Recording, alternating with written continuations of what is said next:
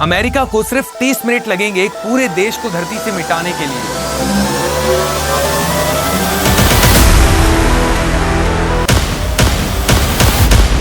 America के president के पास एक ऐसा बैग होता है जिससे वो किसी भी देश को सिर्फ 30 मिनट में मैप से हटा सकते हैं।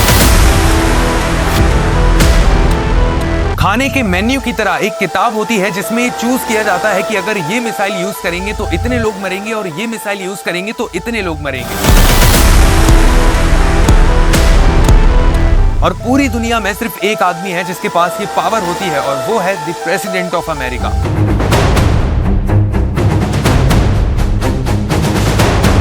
एक बिस्किट की मदद से वो दुनिया के किसी भी कोने में न्यूक्लियर अटैक करवा सकता है।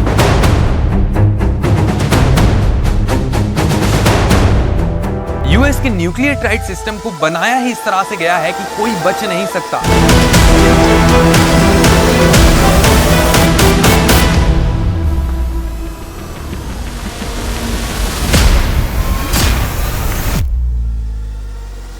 इस वीडियो में मैं आपको यूएस के पूरे न्यूक्लियर सिस्टम को समझाऊंगा और जितनी भी बातें मैं आपको बताऊंगा उसके एक एक वर्ड का रेफरेंस कि वो कहां से उठाया गया है वो डिस्क्रिप्शन में लगा दूंगा, तो आप वहां भी चेक कर सकते हैं। प्रेसिडेंट ऑफ अमेरिका के पास हर वक्त एक मिस्टीरियस ब्लैक कलर का ब्रीफकेस होता है जिसे न्यूक्लियर फुटबॉल कहते हैं। ये पूरी तरह से एक एल्यूमिनियम से बना केस है जिसे ब्लैक लेदर के बैग के अंदर रखा गया है, जो की यूएस का कम से कम O4 ब्रिगेड वाला मिलिट्री ऑफिसर कैरी करता है, जो की प्रेसिडेंट के लिए मिलिट्री एड की तरह काम करता है। जब भी प्रेसिडेंट व्हाइट हाउस के बाहर होते हैं तो ये मिलिट्री ऑफिसर न्यूक्लियर फुटबॉल को हमेशा उनके करीब रखता है। लेकिन ऐसा क्या हुआ कि न्यूक्लियर फुटबॉल को प्रेसिडेंट हमेशा अपने पास रखते हैं। 1950s के मिडले कोल्ड वॉर पीरियड में यूएस गवर्नमेंट को बहुत ज्यादा डर था कि सोवियत यूनियन किसी भी वक्त उन पर सरप्राइज न्यूक्लियर अटैक कर सकती है। तब व्हाइट हाउस मिलिट्री ऑफिस के Naval head captain Edward Elby junior ने लेट 1950s के दौरान प्रेसिडेंट आइजनहोवर के लिए एक सैचल का कॉन्सेप्ट फॉर्मुलाइज किया, जिसमें सारे वॉर प्लान्स और इमरजेंसी डायरेक्टिव्स रेडी रहे। मतलब अमेरिका पर अगर कोई अटैक करता है तो उसे रेटिलेट मतलब लौट कर वार करने में समय न लगे और वो तुरंत न्यूक्लियर एक्शन ले सके। ऐसे 3 न्यूक्लियर फुटबॉल होते हैं। पहला जो प्रेसिडेंट के पास होता है, जिसका ऑब्जेक्टिव है कि प्रेसिडेंट को देश के न्यूक्लियर कमांड कंट्रोल से जोड़ना और इमरजेंसी में न्यूक्लियर स्ट्राइक्स के ऑर्डर देना।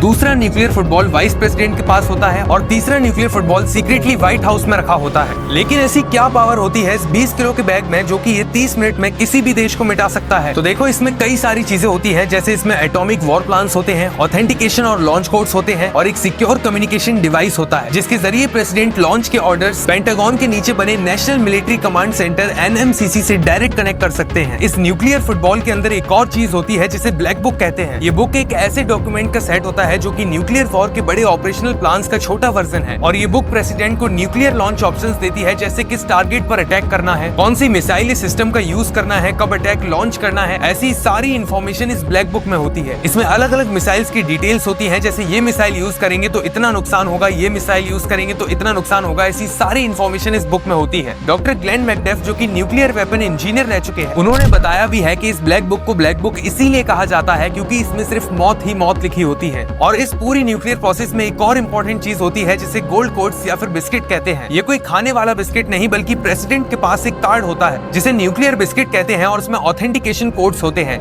ये बिस्किट प्रेसिडेंट की पर्सनल चाबी की तरह काम करता है जिससे प्रेसिडेंट यूएस के न्यूक्लियर वेपन सिस्टम को आसानी से अनलॉक कर सकते हैं। इस बिस्किट को आप ऐसे भी समझ सकते हैं कि ये बिल्कुल 2 फैक्टर ऑथेंटिकेशन ऐप की तरह काम करता है। इसके कोड्स रेगुलरली अपडेट किए जाते हैं। ये न्यूक्लियर फुटबॉल के साथ मिलकर प्रेसिडेंट की आइडेंटिफाई को वेरीफाई करता है। अगर प्रेसिडेंट के पास न्यूक्लियर फुटबॉल हो लेकिन ये बिस्किट ना हो तो वो न्यूक्लियर स्ट्राइक का ऑर्डर नहीं दे सकते। न्यूक्लियर फुटबॉल में एक और चीज होती है जिसे सिक्योर कम्युनिकेशन डिवाइस कहा जाता है। इस फुटबॉल में एक सिक्योर रेडियो मोबाइल डिवाइस होता है जिससे प्रेसिडेंट सीक्रेटली पेंटागन में बात कर सकते हैं। ब्रीफकेस के हैंडल के पास ये जो आपको एक छोटा सा एंटीना नजर आ रहा है ये वही है। इस न्यूक्लियर फुटबॉल में EBS मतलब इमरजेंसी ब्रॉडकास्ट सिस्टम भी होता है जिसे अब बदलकर EAS मतलब इमरजेंसी अलर्ट सिस्टम कर दिया गया है। फुटबॉल में एक मैनुअल फोल्डर होता है जिसमें इमरजेंसी ब्रॉडकास्ट सिस्टम के प्रोटोकॉल्स लिखे होते हैं जो बताते हैं कि अगर न्यूक्लियर अटैक हो जाए तो किस तरह से रेडियो टीवी चैनल्स पर अलर्ट्स जाने चाहिए। मतलब जब प्रेसिडेंट न्यूक्लियर ऑर्डर देता है तो EBS इंस्ट्रक्शन के थ्रू पूरे देश को ऑफिशियल वार्निंग ब्रॉडकास्टिंग की जाती है। इस न्यूक्लियर फुटबॉल के अंदर 5वीं चीज होती है लिस्ट। एक ऐसी लिस्ट जिसमें सिक्योर बंकर्स की लोकेशन होती है।